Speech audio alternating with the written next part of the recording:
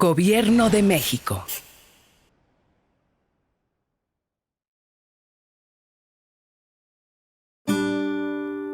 Su sustancia está hecha de evocación, recuerdo, rememoración y de lo que toma del porvenir. Porque es una parte fundamental de nuestra identidad. Somos nuestra memoria. El programa del INAH que nos lleva de viva voz con los especialistas. Muy buenos días, esto es Radio INAH.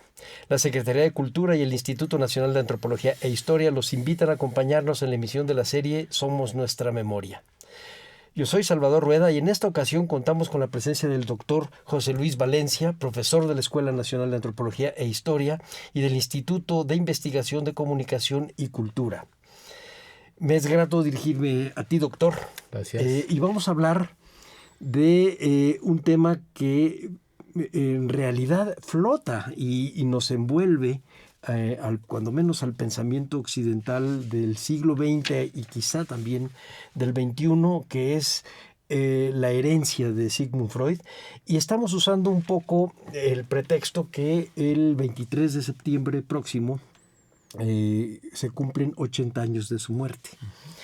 Yo me acuerdo que cuando muere Freud, Stefan Zweig, que era su paisano, lee una nota fúnebre ante su ataúd y dice: se fue uno de las mentes más lúcidas y más inteligentes de nuestro tiempo. Tenemos una pérdida muy, muy grande. Y lo dice Stefan Zweig en un momento además especialmente doloroso para los austriacos judíos y para los judíos en general, y después para el mundo en general, que es el inicio formal de la guerra, de la Segunda Guerra y de las invasiones de la Alemania nazi hacia Europa. Entonces, cuando él habla de que se fue esta mente tan lúcida, está marcando como un final de ciclo, como diciendo, ni modo, hasta aquí llega este ciclo de pensadores tan importantes. Y un día, leyendo yo a Pascal Quignard, decía él que Sigmund Freud, él muere de cáncer, tiene un cáncer en el paladar, en la mandíbula. Le operan muchas veces, una treintena de veces. 33 veces. Ya no tenía que tener tapado, pero no dejaba el puro. No lo dejaba. Y entonces decía Quignard que cuando se acercó su perro y ya no soportó el olor de su boca, es cuando Freud decidió que ya era hora de morir, y entonces le pide a su médico que le dé esta sobredosis. Una sobredosis. Entiendo yo que de morfina. Morfina. 3 veces me parece. Sí, tres cargas de morfina, efectivamente. Y entonces muere. Entonces a mí me queda siempre la idea de cómo esta mente lúcida, para entender al mundo y a la otra mente, a la mente del ajeno, no fue capaz de quitarse el puro de encima y de tratar de cubrir un poco la salud de su cuerpo, pero entendió perfecto cuando llegó su momento final y la naturaleza le dijo hasta aquí, y se ayudó. Realmente es una mente excepcional. ¿Cómo ves, José Luis? Mira, fíjate que tengo que comentarte que yo creo que como muchos empezamos a conocer a Freud a partir de otras lecturas, sí, ¿no?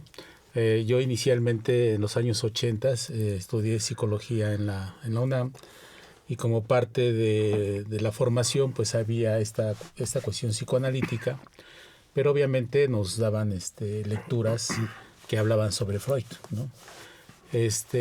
Pero en un inicio tengo que confesarte que a mí Freud no me gustaba.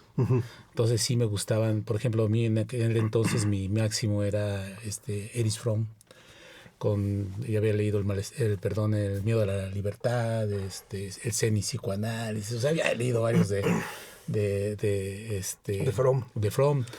De hecho tuve la oportunidad hasta de conocerlo, y para mí fue una de las grandes situaciones un poquito antes de que muriera, ¿no?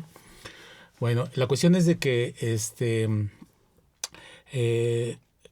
pocos años después, yo soy psicólogo educativo, Entonces tuve que atender algunos alumnos directos y otros que no lo fueron tanto, como por ejemplo Erickson y Melanie Klein, quienes atendían la cuestión de la patología infantil. Okay.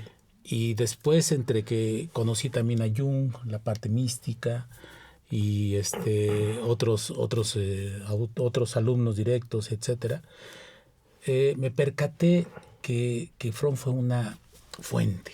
Uh-huh. Entonces es ahí donde lo valoré. Dije, caray, pues cada uno de ellos tomó una parte de Fromm y la desarrolló. De Freud. de Freud, perdón, uh-huh. De Freud, y la desarrolló. Entonces, a mí eso me llevó realmente a profundizar más sobre Freud. Y entonces comencé a leer un poquito el proceso de su formación, uh-huh. Su formación sobre todo académica. Y en ella fui dándome cuenta que pasó de una postura netamente médica. Cierto. ¿Sí?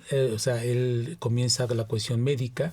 De hecho, como neurólogo, ¿verdad? Él de hecho, primero médico, okay. Así en lo general. Después ya como que empezó a atender la cuestión del sistema nervioso. Uh-huh. Recuerdo que en los primeros textos de él se daba una cuestión, como tenía una influencia de Herbert Spencer, tenía una cuestión por ahí de la evolución.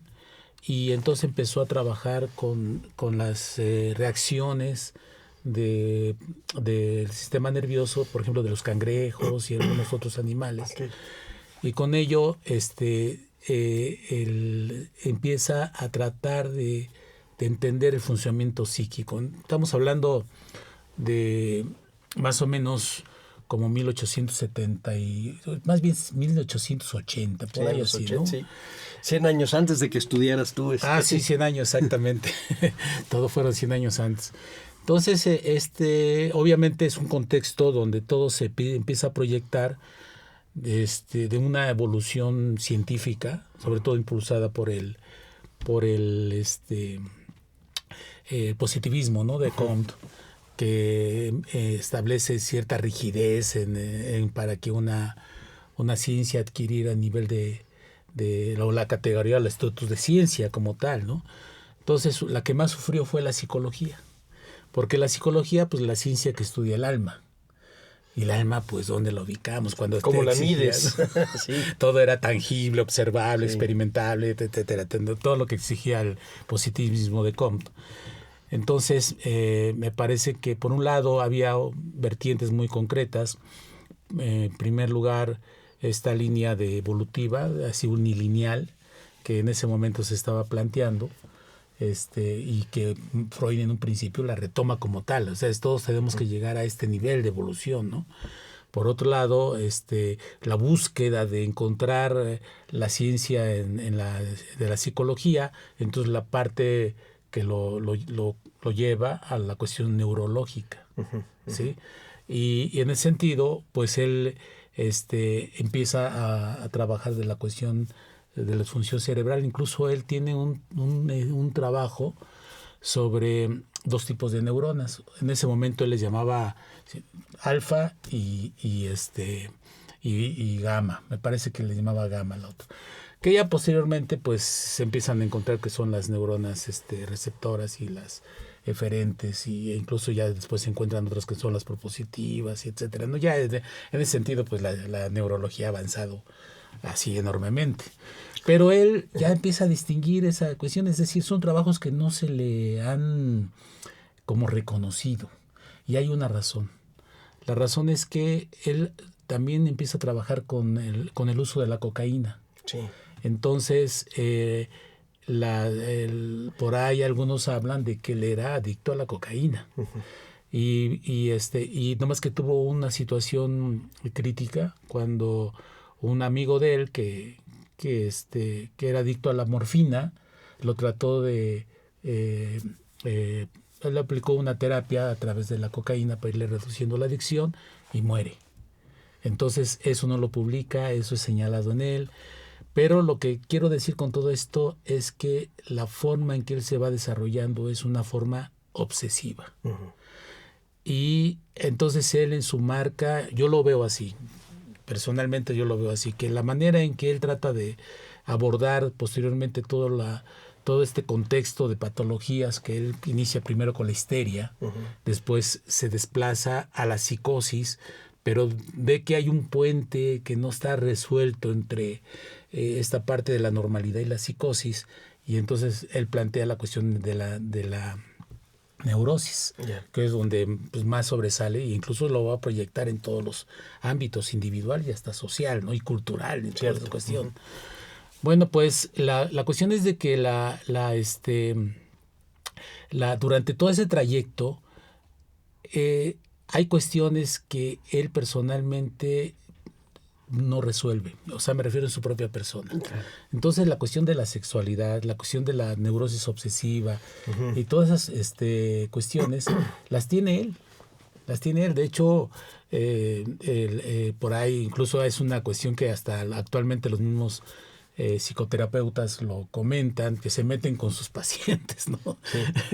Entonces sucede con él, o sea, se habla de Ana O y otros más que fueron hasta el amante de varios por ahí psicólogos, psicoanalistas de aquellos tiempos, ¿no? Con Ana O, déjame tratar de acordarme, no busca aplicar a través de la hipnosis y salir de los problemas que esta mujer tenía, pero eran problemas en realidad sociales. Tengo idea que ella era una feminista y había sido muy perseguida y tenía este miedo a la persecución, y él busca la raíz. La raíz de este miedo, pero él, tengo idea que con ella aplica todavía los métodos de la hipnosis que después abandona. Sí, bueno, sí, efectivamente en su formación, como comentaba, tiene noticias del tratamiento que realizaba Charcot en Francia. Y Charcot efectivamente aplicaba la hipnosis. Y pero Charcot aplicaba una hipnosis autosugestiva. Que cuando Freud la toma, empieza a trabajar un poquito con ella, y una de los avances que le da al aparente estado de hipnosis que puede tener una persona, que es un estado de inhibición cerebral. Sí, o sea, la hipnosis lo único que hace es inhabilitar toda la actividad cerebral y dejar nada más un foco vigente. Como si estuvieras dormido, efectivamente. Está uno y hay un punto vigilia, que es el que escucha a la persona que lo ha hipnotizado y obedece las órdenes, pero curiosamente se da cuenta que a pesar de tener a esta persona hipnotizada, cuando se le propone algo que está en contra de su propio pudor o de su ética o de su moral, no la realiza, ¿no? Entonces, con esto no resolvía los casos de histeria que en ese momento él estaba atendiendo. Y entonces cambia el tipo de hipnosis autosugestiva a una hipnosis catártica, donde lo que trataba es que aflorara todo lo que internamente tenía esta persona, lo sacara, y a través de ello descansara toda la presión psicológica que pudiera tener, descansara. Y finalmente en ese trance descubre que podría resolver esta situación de una mejor manera, más científica, a través de lo que podría ser la asociación de palabras. Entonces la idea era hablar con la persona que respondiera de manera más inmediata y empezar a ver ese discurso en el cual pudiera ver cuáles son las palabras claves que le indujeran a qué lo que está resistiéndose a esta persona, ¿no? Que de alguna forma después, desde un punto de vista más estructural, Lacan va a explotar, tratando de buscar una gramática del inconsciente, ¿no? Al ratito vamos a hablar de eso, porque yo sé que ese terreno lo manejas bien, y esta parte de la lingüística, y nos vas a hacer un buen mapa de la relación entre la palabra, la lingüística y este tipo de búsqueda. ¿Cómo se entendía la histeria en tiempos de Freud? Cuando obviamente que el inicio de la cuestión patológica, todavía había ahora sí que lo que él hablaría después del tabú, ¿no? Los médicos menos ortodoxos consideraban que el problema de las patologías psicológicas eran una cuestión satánica todavía. Es decir, todavía se manejaba la posesión, ¿no? Entonces, la manera de resolver ese tipo de problemas era el exorcismo, ¿no? Todavía se trabajaba, porque obviamente la presencia cristiana era muy fuerte en Europa, y entonces el término de exhortar a una persona a sacar sus males era que abandonara la posesión demoníaca, ¿no? Pero ya desde el punto de vista médico había también una presencia de lo que vendrían siendo los órganos que tienen que ver con la cuestión de las hormonas, ¿no? Yeah. Entonces, toda esta cuestión endocrina, consideraban que había un mal funcionamiento que provocaba que se dieran unas reacciones inadecuadas del funcionamiento orgánico en una persona. Entonces, Freud enfrenta a su maestro, que en ese momento el maestro médico era, como todavía pasa un poco, ¿no? Es una verdadera autoridad, ¿no? Y entonces lo enfrenta, y eso de enfrentar al maestro era realmente cometer un peor pecado que yo creo que cristiano, ¿no? Y le dice que lo que tiene la persona en histeria es un estado inhibitorio. Es decir, su organismo está inhibido totalmente. Y se lo voy a mostrar, le picaba con algo punzante, una aguja, y no había reacción. Como cuando hay hipnosis no hay reacción, no se siente el dolor. Entonces lo picaba y le decía, este es un estado hipnótico y que se tiene que resolver desde otra perspectiva que no es netamente orgánica, ¿no? Entonces ese era el panorama que la medicina, por eso la importancia de esta transformación que hace Freud con relación a los problemas psicosomáticos, ¿no? Que no se consideraban todavía en la medicina de aquel entonces. Ya. Nada más un poco para enmarcar lo que nos estás platicando.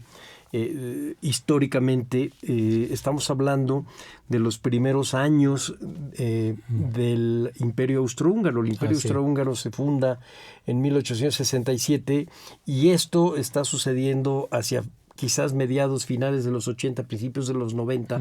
Es decir, todavía la parte paterna que representaba al emperador, que va a pesar mucho después en muchas de las interpretaciones de Freud.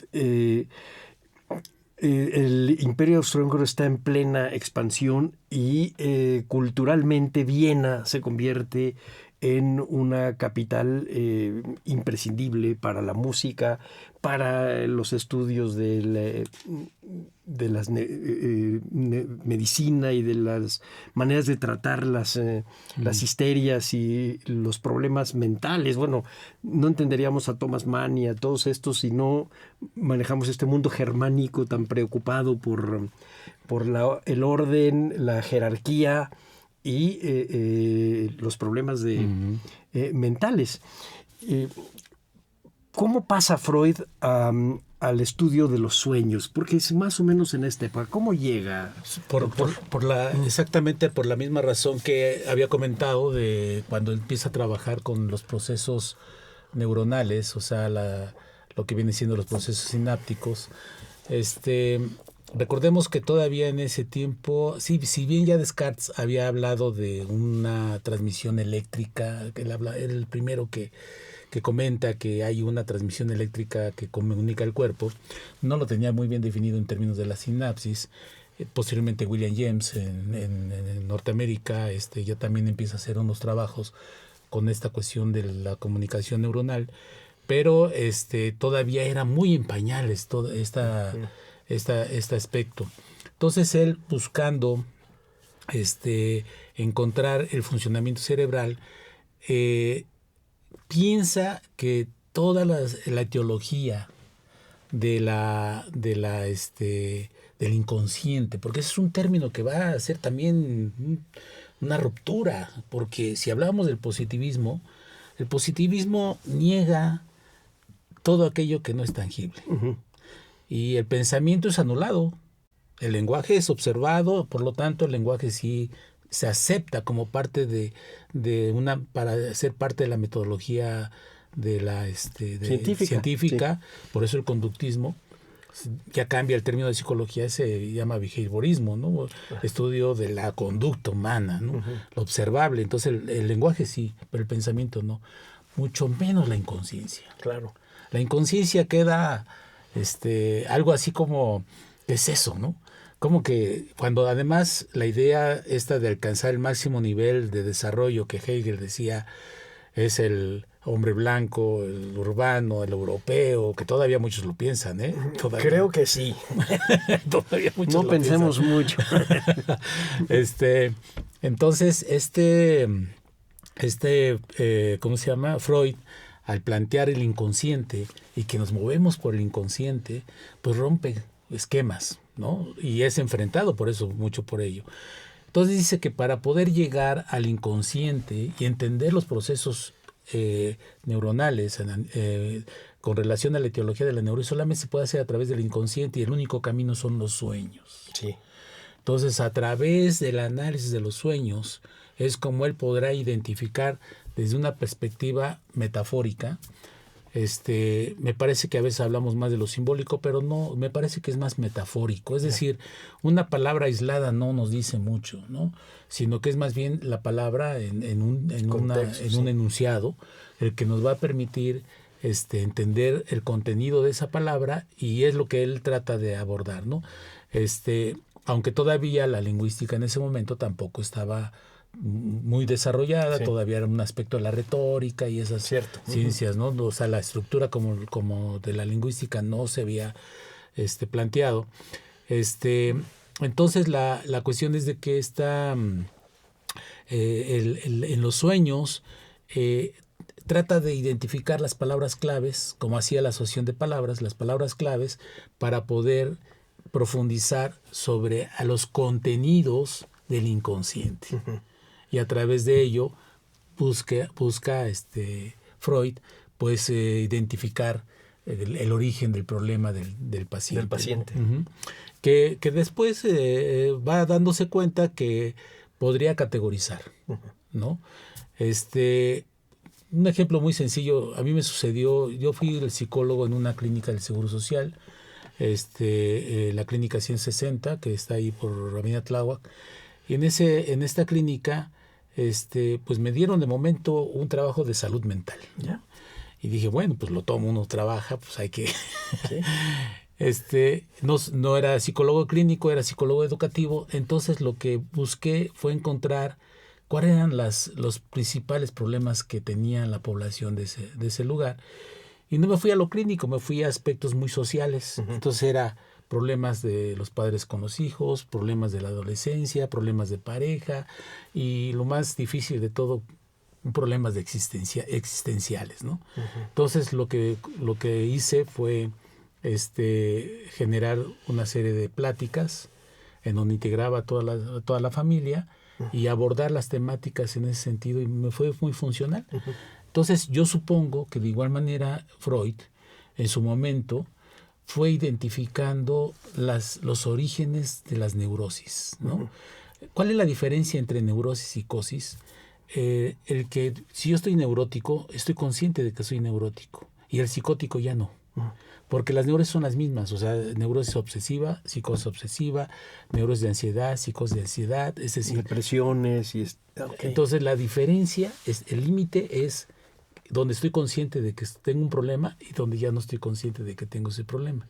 Y mientras yo esté consciente de que tengo el problema, hay una posibilidad de cura. Pero si yo perdí ese estado de conciencia, ya no hay probabilidad de cura porque ya no me doy cuenta. ¿Sí? Y una cosa que me llamaba mucho la atención cuando leí el libro en donde Freud hace un estudio de los sueños y la importancia de los sueños, uh-huh.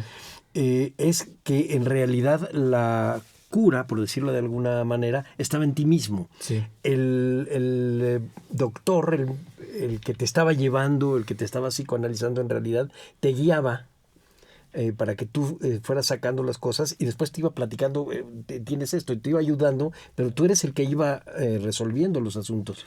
Sí, o sea, cuando precisamente en la asociación de palabras, de alguna forma él trataba, todavía con el antecedente de la catarsis, él trataba de que la persona sacara aquello que tenía reprimido, ¿no? Porque de hecho, pues llega a establecer 3 niveles, o sea, el nivel de conciencia, el nivel de preconciencia y el nivel de inconsciencia. Entonces dice, la preconciencia es un tránsito entre la conciencia y la inconsciencia, pero hay unas partes tan reprimidas que no las quiere uno recordar, no las quiere uno sacar. Entonces él trata de buscar a través de la acción de palabras impulsar el que salgan. Entonces una de las maneras más sueltas que teníamos son los sueños. O sea, en los sueños nosotros tenemos relaciones sexuales prohibidas, tenemos acciones que a lo mejor yo no las puedo abrir porque si las abro pues voy a ser criticado, sancionado socialmente, etcétera, etcétera, que esa es parte de lo que después va a proyectar como el malestar de las culturas. Sí, claro, ahí vamos a llegar al final. Porque efectivamente hay una evolución lógica en el pensamiento de muy lógica. De Freud. Y yo alguna vez leí un libro sobre las notas que él había hecho de sus pacientes, y había algunos que realmente eran muy complicados y otros en donde uno no notaría que tengan nada, o sea, que uno está a lo mejor más neurótico que el paciente que estaba leyendo, pero esta idea de la insatisfacción y de la angustia y la depresión le caían muy frecuentemente. Y entonces se mete con los sueños y les empieza a dar interpretaciones aprovechando también sus conocimientos de los mitos griegos, y empieza también a categorizar por ese lado. Es en esta misma época, doctor. Sí, de hecho, bueno, la cuestión de la mitología, tengo entendido que él la había conocido previamente. Pero posteriormente ya en términos de cuando él precisamente empieza a observar algunas... él enfoca mucho sobre todo la neurosis obsesiva. Empieza a darse cuenta que puede tener un origen a través de la explicación mitológica como una idea de naturaleza humana, que también es un concepto muy importante, porque actualmente todas las discusiones teóricas, sociales, etcétera, que se dan, hablan más de condición humana que de naturaleza humana. Sí. Entonces, él en ese intento de tratar de explicar nuestro comportamiento, hay una cuestión en la que dice, bueno, a ver, el narcisismo. ¿Qué nos dice Narciso? Narciso, pues la mitología, así brevemente, nos dice que es un sujeto muy guapo, que estaba, que todo el mundo se enamoraba de él, y que en algún momento, por no hacerle caso, no recuerdo ya bien la mitología, pero por una de Afrodita o alguien por ahí de las importantes de los griegos, la despeche, y entonces lo va a... Lo convierte en flor. Bueno, va a verse en el espejo y se va a enamorar agua. Y va a morir ahí. Sí, se ahoga. ¿Y cuál es la cuestión? Narciso, la flor, que es una flor muy bella, muy hermosa, pero cuando está en mucho, o sea, hay muchas flores, Narciso huelen mal. Entonces su olor se vuelve insoportable, ¿sí? Y entonces el narcisismo es eso. O sea, cuando una persona muestra tanto ego en sí misma que se vuelve insoportable, ¿no? Entonces esa es la relación que se establece con el narcisismo, ¿no? Okay. El complejo de Edipo, que después incluso lo va a trabajar en el Tótem y Tabú. Sí. El complejo de Edipo es el pánico al incesto, ¿no? Entonces, la relación que él empieza a plantear, bueno, dentro del proceso de esta psicodinámica que en el desarrollo del niño, dice, bueno, el niño, todos cuando nacemos tenemos una postura hedonista, ¿no? Buscamos el placer. Entonces el placer está con el niño. Desde que nos amamantan, pues tenemos todo, ¿no? Tenemos amor, protección, cuidado, salud, todo tenemos. Entonces el placer está en la boca, ¿sí? Y en esta relación, cuando la relación que se da entre la madre y el hijo es muy extensa, genera un amor neurótico. y a veces está psicótico, ¿no? Hasta la película Psicosis, esa tan famosa que, Sí, claro. que es la relación de la madre con el hijo, que la madre está muerta, ¿no? Finalmente, Sí. pero está ahí. Y en esta cuestión, pues básicamente lo que se va a basar es cómo se da este drama también en la mitología griega, con Edipo Rey, que se enamora que se casa con su madre sin saberlo, se entera, se saca los ojos, la Mata a madre su padre. mata al padre y toda esta cuestión que la dice se va a proyectar en el niño, ¿no? Cuando va creciendo, el rival a vencer es su propio padre, ¿no? Y el enamoramiento con la madre. Entonces, en realidad vemos mucho, yo lo observaba cuando comentaba que estaba dentro de la terapia, que atendía a mis pacientes, que uno de los grandes problemas era de las mujeres que iban a verme, era que la suegra no permitía que ella atendiera a su esposo, sí. Sino que la suegra se levantaba a preparar el café a su hijito y ese no desprendimiento de mi madre. Entonces es un complejo de Edipo muy extenso. En una sociedad como la que de esta comunidad, cuando menos, era muy extenso, era un problema de multifamilias, donde todavía la madre era el centro de toda la familia, ¿no? Sí. Entonces yo a veces pienso que hay más matriarcado que patriarcado. Conozco ese tema. Pues ese es el complejo de Edipo, ¿no? Entonces él, en su relación empieza a darse cuenta que la mitología le permitía tratar de entender esa naturaleza humana que encontraba en los comportamientos de sus pacientes. Sí, y a partir de ellos trataba de conectar esa pulsión. Él llamaba de pulsión como ese instinto, sí. Ese instinto que teníamos animal, ¿no? Que está en el ello, ¿no? Dentro de su... También descubre esa parte, sí. ¿No? Ahorita nos vas a decir cómo va descubriendo el ello, sí. Que no existía eso antes. No existía, él lo nombra a partir de esa como esa trilogía que también se da, y que efectivamente Osala, volvamos un poquito otra vez al planteamiento de que la evolución, sobre todo con Darwin, con Herbert Spencer y otros evolucionistas más, que marcaban mucho la postura biológica. Entonces decía, el hombre tiene una parte instintiva, tiene una parte que nacemos con ella porque somos animales, ¿no? Y que nuestro yo no existe todavía. Nuestro yo es la conformación que se va a ir dando poco a poco a partir de un encuentro entre mi instinto y la cultura. ¿Sí? Es decir, las restricciones que me va a poner la cultura en cuanto a mis instintos que se van. Cuando yo soy bebé, pues si tengo ganas de evacuar, pues evacúo. Si tengo ganas de orinar, orino. Si lloro, no importa dónde esté. Pero conforme voy creciendo, las normas sociales me van restringiendo o reprimiendo, diría él, reprimiendo mis conductas, y entonces tengo que tener una adaptación social. Que esa es la contradicción entre cultura y el yo que él maneja en el del malestar. Pero lo va descubriendo haciendo esta segmentación. Él en algún momento dice que es una arqueología de la mente y encuentra estos tres elementos de los que nos estás ahorita hablando, que acaban siendo el sedimento de su proyección y de sus escritos posteriores, a veces un poco farragosos ya para nosotros, pero siguen siendo muy importantes y sigue utilizándose este lenguaje. Es decir, sigues hablando del ello y sigues hablando del yo y del superyo, y cuando hablas de Narciso entendemos todos.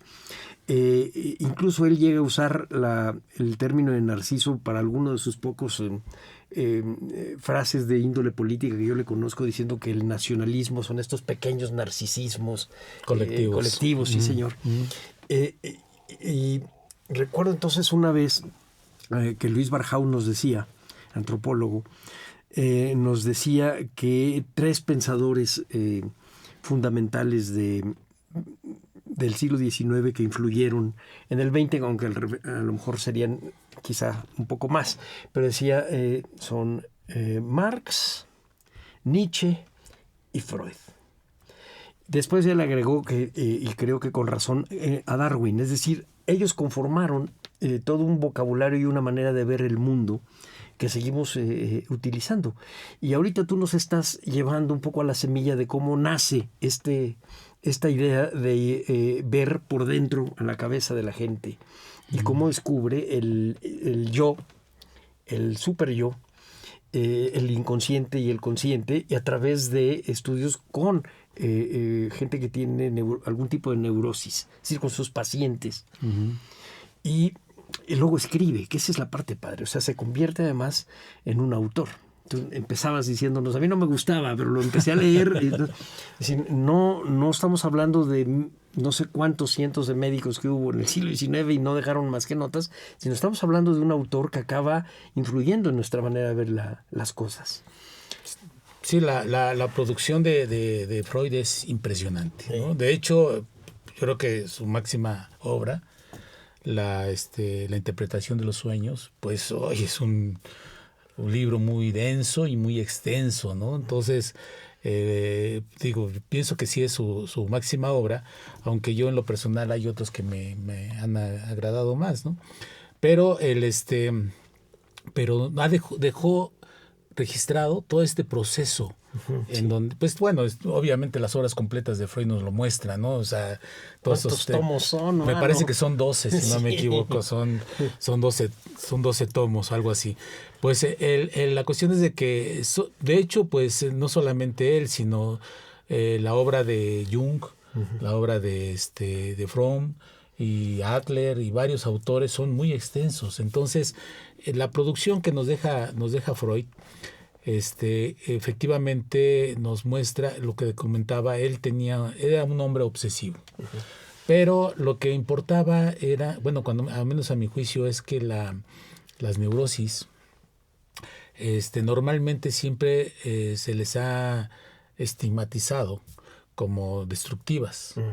Sin embargo, lo que nos muestra a veces Freud es la inadaptabilidad, es lo destructivo. Pero finalmente todos nosotros creo que tenemos una gran parte de neurosis, pero las podemos encaminar. Sí, decía, no hay personalidades extremas. Siempre estamos entre una y otra. Siempre andamos así, ¿no? En este proceso de péndulo, ¿no? Vamos cruzando, etcétera. Pues todas estas cuestiones que obviamente van a encaminar no solamente a sus discípulos, sus escritos, sino que también van a abrir otros aspectos de investigación, por ejemplo, el existencialismo, ¿no? Obviamente él tiene también influencia no solamente de Nietzsche, sino también tiene la influencia de Schopenhauer, por ejemplo. Sí, él tiene ahí la presencia. De hecho, yo creo que la primera pregunta que me hacías, donde primero yo decía que era un obsesivo compulsivo, también cae en él una postura nihilista. Es decir, hay un momento en que considera que ya nada tiene posibilidades de transformación, y él acepta que su momento ha llegado. Y entonces por eso solicita una eutanasia, básicamente, se le aplique, porque él hasta ahí llega, y ya 3 dosis y un viaje fuerte y vámonos, ¿no? Para la nada, o quién sabe, no sabemos, ¿no? Según él era ateo. Sí, pero entiendo yo que él pensaba que llegaba a la nada. Sí, porque él era ateo. Sí. De hecho, hay una situación en la donde por ahí algunos autores hablan de que él era antijudío, y él era judío, ¿no? Tenía su origen judío. Era austriaco, aunque ahora sabemos que donde nació, Moravia, no me acuerdo ahorita cómo se llama el lugar, Moravia, si no me equivoco, es República Checa. Sí, es checo. Sí. Pero él básicamente tuvo que escapar de la persecución nazi, y se va a Londres, ¿no? Sí, cuando persiguen a los hijos, hay un problema ahí familiar, y entonces cuando decide irse, primero dice, no, hombre, no va a pasar nada, no es para tanto. Pero empieza a haber amenazas y allanan la casa de alguien muy cercano a él, y entonces deciden, no, sí, es momento de irnos. y lo deciden en realidad todos los judíos. Pero así como dices tú no sé si exactamente era antijudío, pero evidentemente tenía una idea del Dios judío que no era muy ortodoxa, que digamos. Recuerdo, por ejemplo, en El Malestar, él dice que finalmente la religión y la idea de Dios no es más que la angustia de estar huérfano, de perder una ilusión. protección. Sí. Él habla de una ilusión. Pero fíjate que no sé si sepas que al final de su vida escribe un texto muy interesante que es sobre Moisés y el Dios monoteísta. Ah, sí, es cierto. ¿Sí? Él escribe ese texto precisamente donde ataca toda la postura patriarcal de los judíos, y por eso no la soportaba. Era una postura muy patriarcal. Sí. Y y entonces en él hace de clara evidencia, bueno, es la parte ya que para mí consideraría que él no asume su postura judía. Ah, no, para nada. Sí, tenía su herencia, pero no la asume, ¿no? Sí, sí. Y obviamente que una de las cuestiones que lo vienen a marcar en toda su vida también es la muerte de su hija, Sofía, que era de las que más quería, la que más quería. Y el hijo de su hija, de Sofía, también muere antes que él, y eso era más su amor por ese nieto que todos dicen por ahí que toda su familia, ¿no? Entonces lo viene a marcar, y como que de alguna forma eso también le va a inducir a tener una postura pesimista ya en adelante. Cierto. Acerca de la vida, ¿no? Es la cuestión. Y nada más un poco para también enmarcar, el antisemitismo en el centro de Europa es muy antiguo, tan antiguo como la Edad Media probablemente, y no solamente en el centro de Europa, España porque los expulsó. Pero en realidad, si nosotros tuviéramos que hacer un desglose, no se meten tanto con la religión, es un asunto casi de etnia.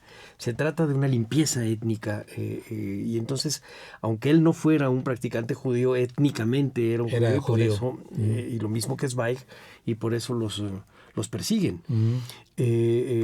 Y algunos otros que los persiguen por judíos y por comunistas, porque además se llegó a juntar ambas cosas, y en eso el régimen nazi era un régimen de terror que nosotros hoy apenas comprenderíamos lo pesado que fue. No, y sí. Muy fuerte, sí, definitivamente. Y es verdad, él escribe eso de Moisés y el monoteísmo, no me acordaba, tienes razón. De ya un año antes de que muriera, más o menos, ya a sus los últimos. Sí. Él muere en el 39, pues ya estamos hablando de que cumple 80 años de su muerte. Y sí, efectivamente, si no me equivoco, fue un año antes 37, de que muriera, 38, 38, si no me equivoco, fue en el 38. Sí, porque el malestar, hasta donde yo recuerdo, cuando menos comienza a escribirlo, no sé si todo, en 1919, es exactamente al final de la Primera Guerra, pero ya empieza a entender lo que viene después. Sí, porque la influencia de las condiciones que se están dando en Europa en esos tiempos, pues fueron situaciones muy extremas, ¿no? Primero, lo que se convierte la potencialidad que se da a partir de la revolución industrial, donde parece ser que por primera vez el hombre es parte del apéndice de una máquina. Por otro lado, pues las miserias extensas que se dan a partir de la consolidación del capitalismo.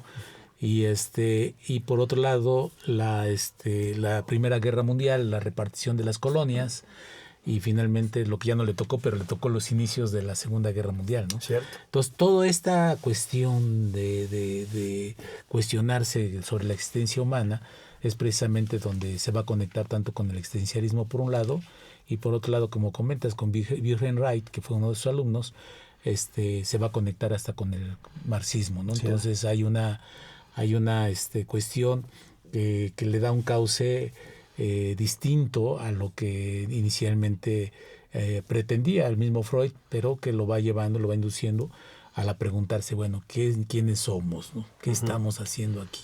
Todavía un cuestionamiento que viene del inconsciente, ¿sí? Como persona individual, pero después ya se lo va transmitiendo a lo colectivo, aunque él no tiene propiamente un modelo social, ¿sí?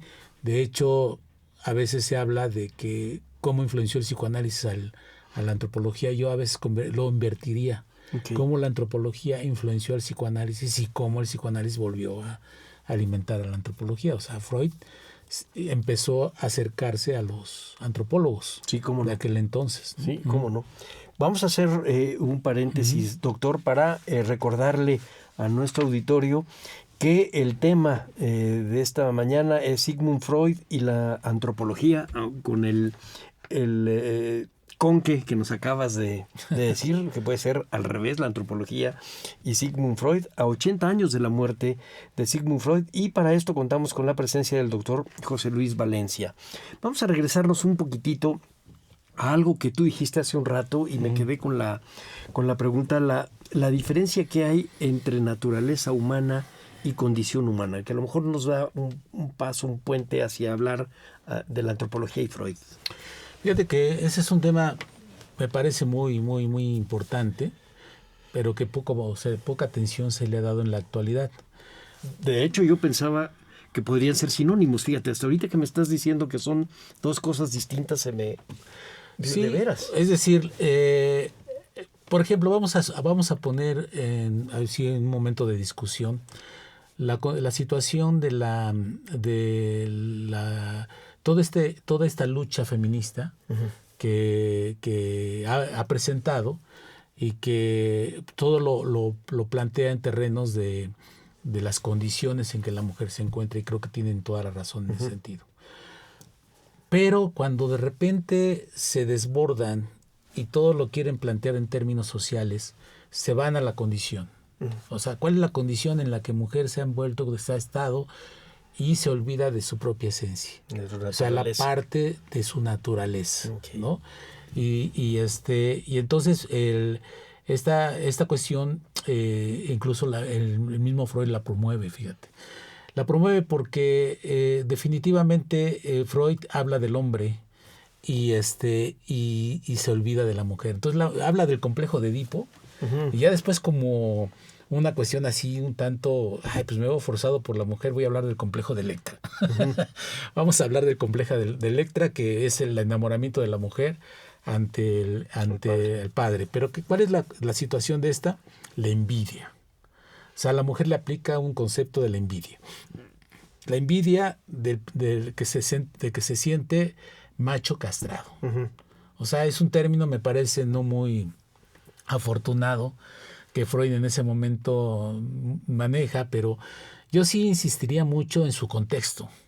Era un contexto en Europa totalmente patriarcal, sí, claro. Y yo pienso que lo de patriarcal, como lo escribe al final con Moisés y el dios monoteísta, esta cuestión que el cristianismo está implementado en Europa de manera contundente y radical, entonces genera una sociedad patriarcal. Y en ese sentido, pues él mismo también se siente aprisionado porque tiene que manejarse en esos términos, y entonces habla de un macho castrado. Entonces ahí como que pone a la mujer en terrenos secundarios, ¿no? Sí. Como un macho castrado, como decir, un macho como castrado. Que no llegó. Como que no se desarrolló. Sí. Sí, y entonces, no fue muy afortunado. Y entonces la cuestión, esto implica que entender la naturaleza del humano, pues nos remite a esta parte, por un lado, instintiva. ¿Qué tanto de nosotros hay de instinto? Ahora, en la actualidad,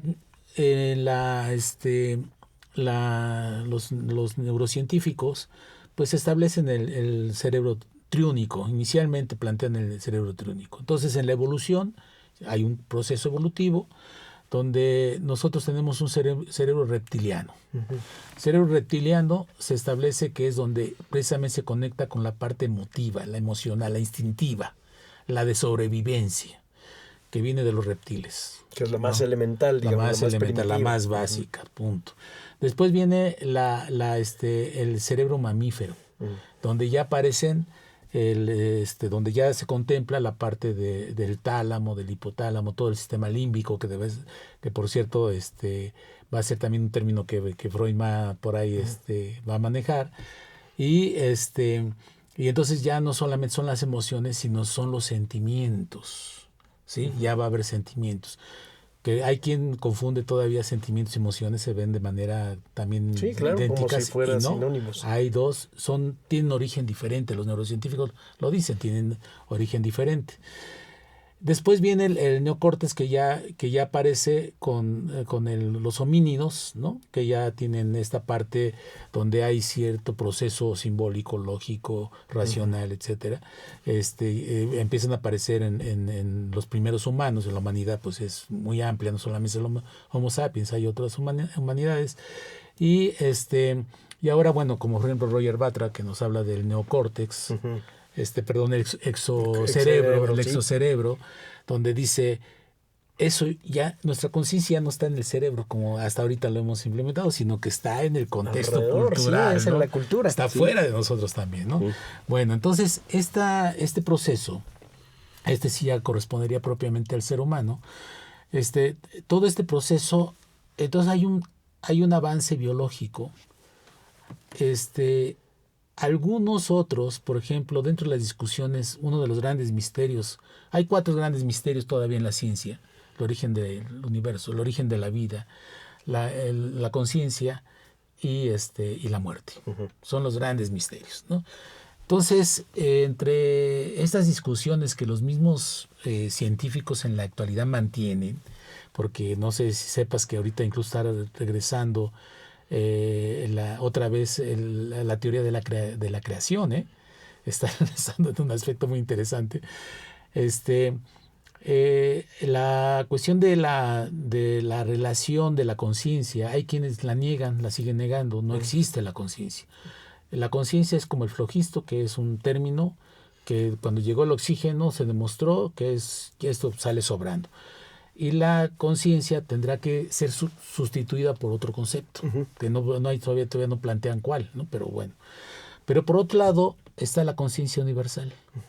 Entonces, esta conciencia donde se le da vida a todo cuanto existe, y que Freud lo prevé con el animismo, ¿no? Bueno, que también los antropólogos le van a aportar ese concepto, el de animismo, que lo vamos a ver en Totem y Tabú. Cierto. Entonces, toda esta parte viene a ser como algo que esencialmente nos forma como seres, ¿sí? Algo, incluso los creyentes dirían, también está la parte de la relación que tenemos con la esencia del creador, ¿no?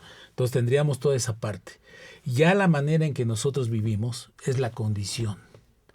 ¿Cuál es la condición en que nosotros nos vamos a desenvolver? Digamos que nuestra circunstancia histórica. Totalmente. Entonces de ahí él precisamente va a hablar de la naturaleza humana que está en el ello, con la condición humana que está en el superyo. Ya, muy bien. ¿Sí? Y entonces son dos cosas distintas, pero que ahora en la actualidad, y es el malestar de la cultura, donde va a prever que las discusiones van a estar en torno a la condición humana. Todas las discusiones que tú puedes escuchar están en torno a la condición humana, la indigenista, la de los minusválidos, la política, todo es condición humana. Pero la parte de la naturaleza humana está siendo totalmente desplazada, incluso casi eliminada. Ya casi, digamos, pareciera que fuera esoterismo hablar un poco de la naturaleza humana, ¿no? Entonces, esa es una cuestión que yo creo que se tendría que recuperar, ¿no? En su momento. Sí, un poco entre el hombre biológico y el hombre cultural, pues, histórico. Hay una parte biológica, pero hay una parte que esa es la gran complicación. Por ejemplo, ¿en qué terrenos tendríamos que colocar esto que a veces llamamos como espiritual? Sí. ¿En qué terrenos, no? O sea, si espiritual significa religión, a lo mejor yo mismo lo niego, ¿no? Pero hay una parte que, por ejemplo, cuando nosotros hablamos de libre albedrío, no me quisiera referir a la cuestión de lo que es lo que habla la Biblia del libre albedrío de decidir. No, sino el libre albedrío es una discusión muy presente en la neurociencia. Pero lo más importante de esta discusión es que el libre albedrío vendría a romper con todas las leyes físicas. En el momento en que yo tomo una decisión que no va de acuerdo con las leyes físicas, entonces, ¿qué está sucediendo? Es una ruptura que más bien los físicos, por ejemplo, Paul Davies, pone mucho a consideración, que nuestras decisiones rompen radicalmente con las leyes físicas. Entonces, de ahí Freud tomaría la magia, tomaría el animismo, trataría de profundizar sobre esta parte que está en plena discusión con el positivismo. ¿Sí? O sea, que lo radica. Y con el materialismo. Sí. Entonces lo radican, y esa parte es abandonada de la naturaleza humana. Esa es la pregunta. Sí. Porque se ha vuelto una como un tanto ya fuera de contexto, ¿no? La naturaleza humana. ¿Qué onda con la naturaleza humana? Y es una parte que creo que el malestar de la cultura se va a proyectar. Sí. Bueno, vamos a cerrar esta primera parte de la entrevista contigo con una pregunta que espero nos dé pie para entrar al segundo programa, que tiene que ver con este concepto de Eros y Thanatos, para tratar de entender el comportamiento humano. ¿Cómo nace esta idea? A partir de la libido. ¿Sí? O sea, hablábamos de la pulsión. Inicialmente, cuando Freud precisamente establece la cuestión de una teoría pansexualista, aunque él dice que no lo es. Pero sí es, ¿verdad? Pero sí lo es, o sea, él es netamente pansexualista. Él dice que el instinto inicial es la libido. La búsqueda de la libido es una satisfacción sexual, ¿no? Entonces la libido, lo que primero que va a buscar es el placer. Exacto. Pero la satisfacción a veces puede convertirse en destructiva, ¿no? Es decir, por poner un ejemplo muy simple ahorita por lo pronto, aunque esto es más amplio, vamos a hablar de las desviaciones sexuales.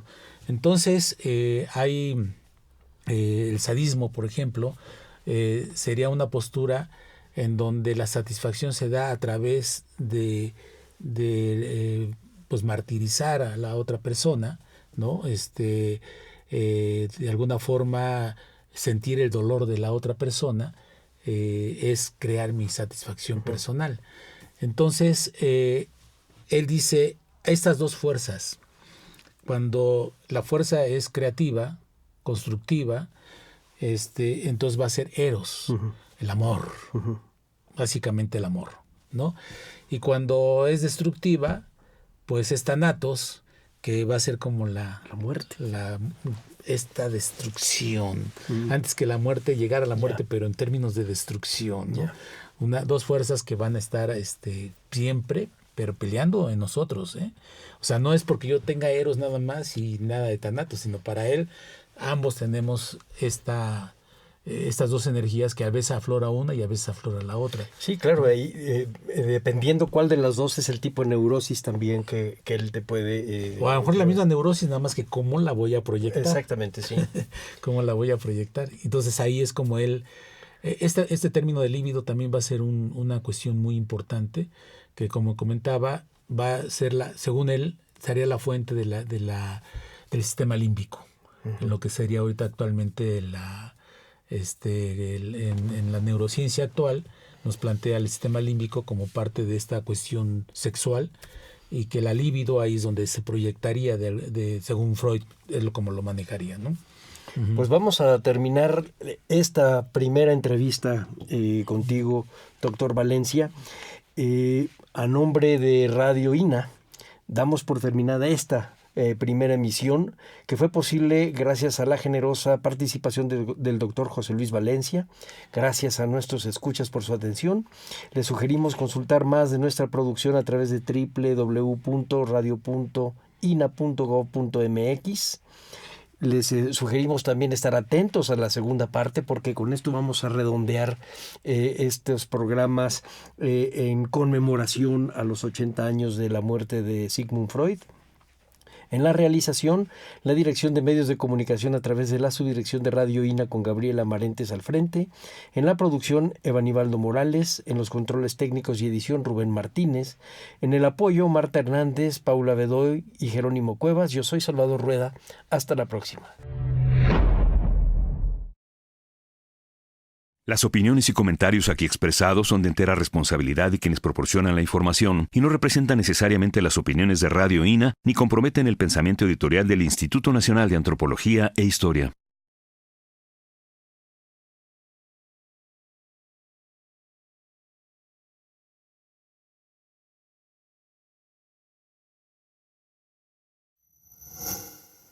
Gobierno de México.